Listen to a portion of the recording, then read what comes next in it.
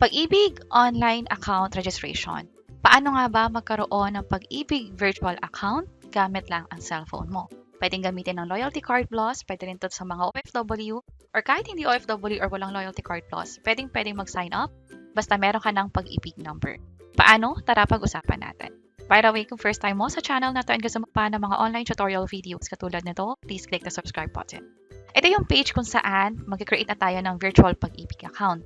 Ang maganda kasi kapag meron kang Pag-ibig virtual account nga, pwede mo nang ma-check yung regular savings mo sa Pag-ibig. Magkano na ba yung naiipon mo?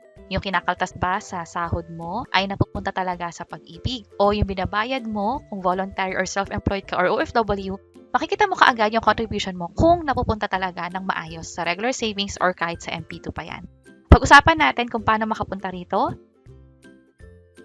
Ang kagandahan kasi kapag meron kang virtual Pag-ibig account katulad nito, pwede mo nang ma-access yung regular savings account mo. Katulad nito, mag-login ka lang at makikita mo na kung magkano yung kabuuan ng naiipon mo sa Pag-ibig. Plus, yung dividends na din.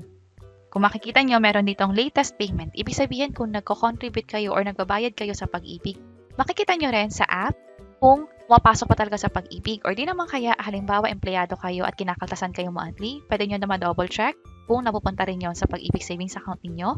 At bukod pa dyan, meron pang ibang option katulad ng sa Pag-ibig loan at marami pang iba. So tara, umpisahan na natin. Sa Google Chrome mo, kung nag-umpisa ka pa lang, search mo lang yung Pag-ibig online katulad nito. Right away, makikita mo yung virtual Pag-ibig account. Yung tamang website ay www.pagibigfundservices.com. So click ko lang yan. And then, proceed lang ako. Create an account tayo. Continue. Meron 3 paraan. Una, kung meron kang Loyalty Card Plus sa Pag-ibig, pwede ka nang mag-create ng virtual account. Itong Loyalty Card Plus, parang may bank account ka na, may ID ka na rin. Nag-claim kami nito sa mismong Pag-ibig branch at one day lang nakuha na namin yung Loyalty Card Plus. Pwede nyo i-check yung page or channel namin para sa tutorial and yung actual experience namin. And katulad ng sabi rin dito, kapag meron kang Pag-ibig Loyalty Card Plus, yun yung gagamitin mong pang sign up. I-check mo lang kung ano yung provider or yung bank partner. AUB, Union Bank, or Robinsons Bank. Kapag okay ka na, pwede ka na mag-proceed, pero yung iba pang mga requirements ay nandito. Click ko lang yung next. Yung active mobile number, kailangan din yan para sa OTP. Also, email address para naman sa pag-send ng temporary password. Click ko yung proceed at ilalagay na natin dito yung Pag-ibig number. Next naman, yung partner bank, i-check nyo yung card nyo sa likod, makikita to doon. Ganito yung magiging itsura niya. Merong AUB, Union Bank, Robinsons Bank. Yung last 4 digit naman is nasa likuran din, itong nakabilog. So, halimbawa, AUB tayo, and then yung last 4 digit, at itap lang tong proceed. Paano naman kung wala kang Loyalty Card Plus?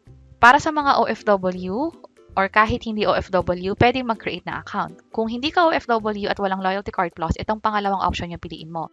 Click here mo lang.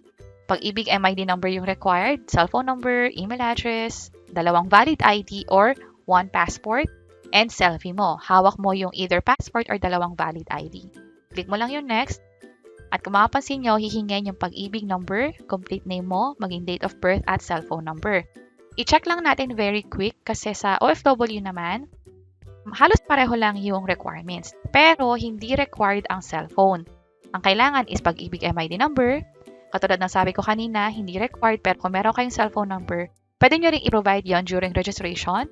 And then active email address, required yon kasi imbis na sa cellphone mo, ipadala yung OTP sa email address, pwede mo siyang piliin para makareceive ng OTP. And then, 2 valid ID or passport. Selfie din na hawak yung valid ID. Tandaan na dapat yung selfie ay covered yung buong mukha, pwedeng hanggang balikat, at walang nakaharang. Malinaw din yung pagkakakuha.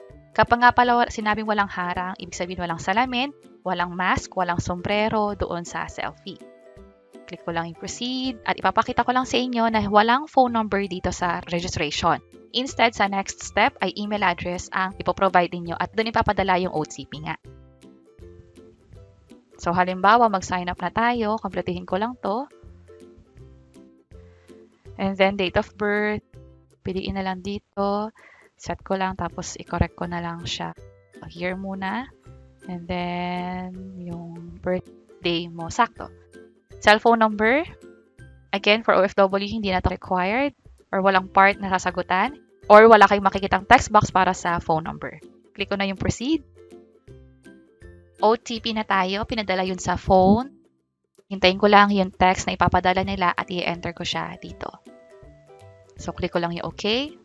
I-enter dito yung code. Para nga pala sa OFW, piliin nyo yung email address na makaka-receive ng code. And from here, pareho na yung magiging proseso. Andito na yung Pag-ibig MID number. Also, kailangan i-enter yung email address twice, pati yung security question pipiliin na din. Unahin natin yung sa security question. Ito yung mga tanong na ipoprovide sa inyo.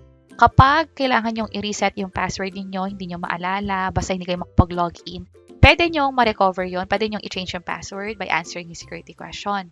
So, ang gagawin ko from here, i-provide ko na yung email address, itatype siya twice, and then iset up ko lang yung security question and yung mga answer doon para sa password retrieval. So, nakompleto ko na siya lahat, may mga question na dito, i-check itong I certify, at i-click na yung submit na button sa bandang baba. Hintayin lang. Ito na, successfully created your virtual Pag-ibig account. Yung temporary password will be sent to your email address. That's why kailangan may email address ka. Ito nga pala yung email address na na-receive ko from Pag-ibig. Ang sender is at pagibigfund.gov.ph. So, alam kong legit to. May kasamang password din doon sa email. At siyang i-enter ko naman siya dito. Click ko yung verify. Hindi nag-match. So, i-double check ko lang or itama ko lahat ng info. Andito yung password. So, noong una, nalito ko dito, baka mali yung big letter, small letter. Pwede nyo i-double check bago mag-proceed. Sa akin, kinapi-paste ko siya sa notepad at ito pala yung password. Big letter K pala siya. At ito yung dapat kong i-type mismo. So, ginawa ko na siya. Successful na. This time, magpa-provide na lang ako ng new password. So, ako na yung mismo nag-create ng password. Sinunod ko lang yung mga criteria sa bandang baba. At least 8 characters, may small letter, big letter, at 1 number at least. So, okay na ako. Click ko na tong submit. And successfully, na-reset ko na raw yung password sa virtual Pag-ibig. So, okay na tayo. Nakapag-create na tayo. Na-activate na rin yung virtual Pag-ibig. Yung email nga pala ay ma-receive nyo within 1 to 5 business days. At ito na yung virtual Pag-ibig account ko. At andito na rin yung mga features. Yung regular savings, pwede nyo na ma-access. Pwede kayong mag-check sa MP2 savings account nyo din. Also, kung kailangan nyo bayaran yung housing loan or contribution, pwede rin yan dito. Sana nakatulong tong video na to. Kung oo, pakiclick ang like button at para sa iba't ibang mga tutorial videos, pwede nyong i-check itong mga nasa baba. Sana makatulong and see you sa mga next videos. Bye-bye!